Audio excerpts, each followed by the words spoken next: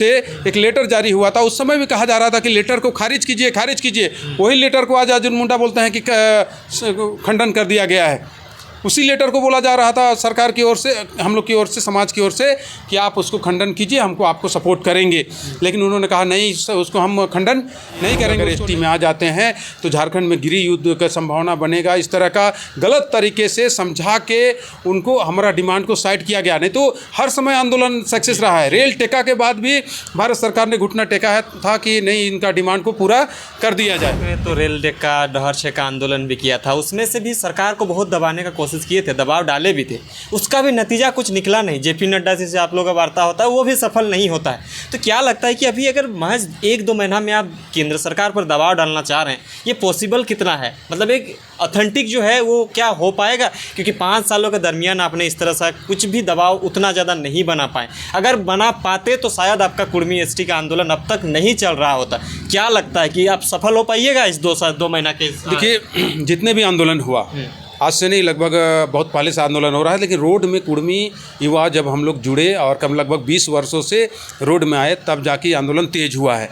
तो उसके बाद भी जब हुड़का जाम हुआ दिल्ली में, उसके बाद भी भारत सरकार झुकी, तुरंत वार्ता में बुलाया गया। लेकिन एक ऐसा तबका है भारतीय जनता पार्टी के बीच में, वो कभी नहीं चाहती है कि कुर्मी लोग एसटी में शामिल हो।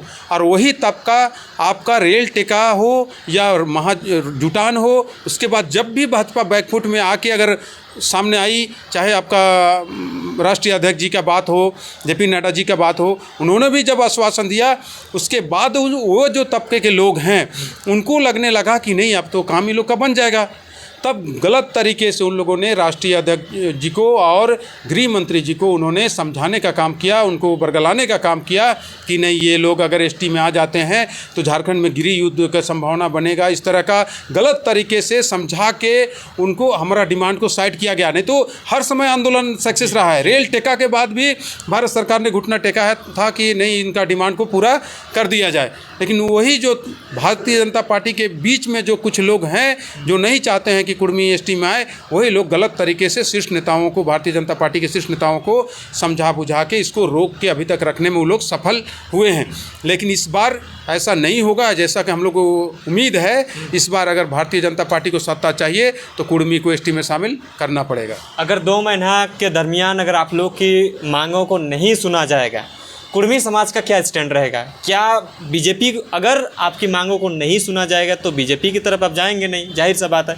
तो क्या अभी जो गठबंधन सरकार है उनके तरफ आप मूव ऑन करेंगे कि तीसरा विकल्प को ढूंढने की कोशिश करिएगा? देखिए, वो तो समय बताएगा कि हम लोग तीसरा विकल्प की ओर जाएंगे कि कैसे करेंगे। लेकिन वर्तमान समय में अगर 2 महीना के अंदर जो समय है, भारतीय जनता पार्टी इस पर पहल नहीं करती है, केंद्र सरकार पहल नहीं करती है, तो झारखंड में 20 से 25 सीट से ज़्यादा हम लोग जीतने भारतीय जनता पार्टी को नहीं देंगे। ये तो दिन उसका तैयारी चल रहा है कि अगर काम नहीं होता, कुर्मी को अगर जनजाति के सूची में नहीं लाया जाता है, तो भारतीय जनता पार्टी को 20 सीट से हम लोग ऊपर जाने नहीं देंगे। ऐसा तैयारी चल रहा है, हम नहीं कह रहे हैं, ऐसा समाज तैयारी कर रहा है। और जहाँ तक बात है, अगर दूसरे दलों की बात है, तो आप तो पिछले दिनों सुन लिए होंगे हाउस के अंदर हेमंत सोरेन जी का जो बयान था, तो सवाल ही नहीं उठता है कि हम और कैसे मजबूत करें उनको। तो तीसरा विकल्प के अलावा भी ऐसा भी हो सकता है कि कुर्मी समाज अपना तैयारी करे। काहे हम तीसरा विकल्प की ओर जाएं? जो कुर्मी समाज को, जो उसका जो मांग है कुर्मी को एसटी में शामिल करने का, उस पर बात नहीं हो। और क्षेत्रीय दल अगर बात करके भी क्या कर लेंगे? क्षेत्रीय दल की ओर अगर हम जाते भी हैं, उनको मजबूत भी करते हैं तो झारखंड लेवल में, लेकिन ये मामला तो भारत सरकार की है।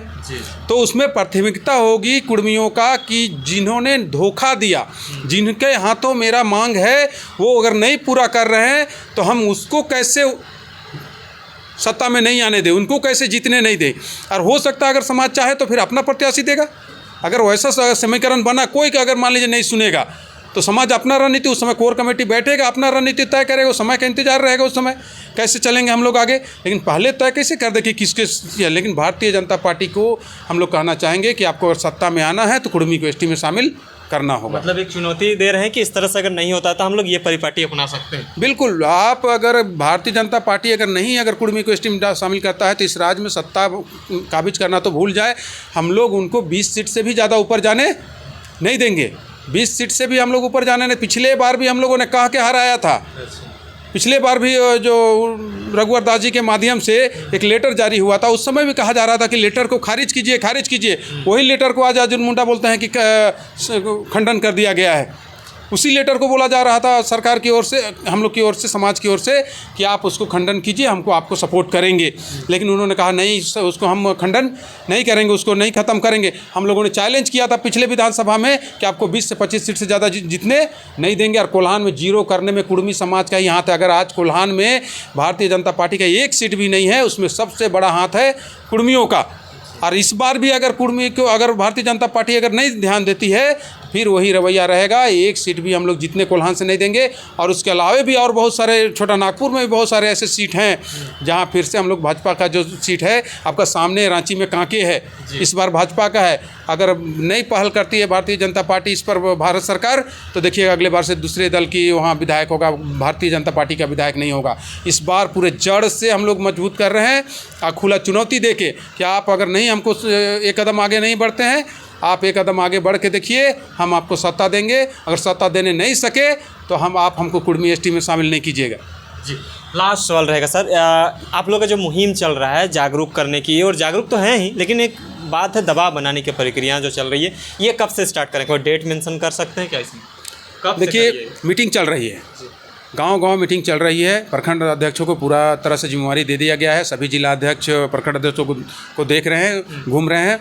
और आज रूपरेखा तैयार कर लिया गया है पूरे राज्य में कैसे कैसे सम्मेलन होगा, रांची में कैसे सम्मेलन होगा, और बाकी जिस जिलों पे सम्मेलन नहीं होगा उसमें प्रखंड स्तर पर कैसे बैठक होगा। सभी का जिम्मेवारी, सभी को आज आपका कार्यभार सबको दे दिया गया। केंद्रीय टीम के जितने लोग हैं सभी को जिम्मेवारी दे दिया गया है कि फलना प्रखंड, फलना जिला, फलना पंचायत, किसको किसको संभालना है।